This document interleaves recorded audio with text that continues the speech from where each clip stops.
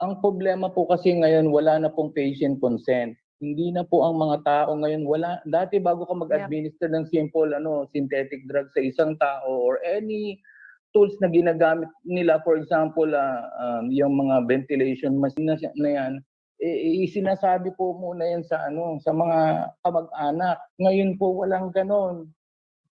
Paano ngayon yan? So ang dami na pong nilabag. Yes. So yun po nakakalungkot. Yes, Doc.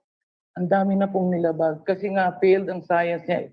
Sa totoo lang, ito po yung malinaw na ang mga tao ay ang may kasalanan din talaga. Lahat po ng tao nag-tolerate dito sa ganitong practice. Practice of iatrogenic. Ano po yung iatrogenic? It's isulat.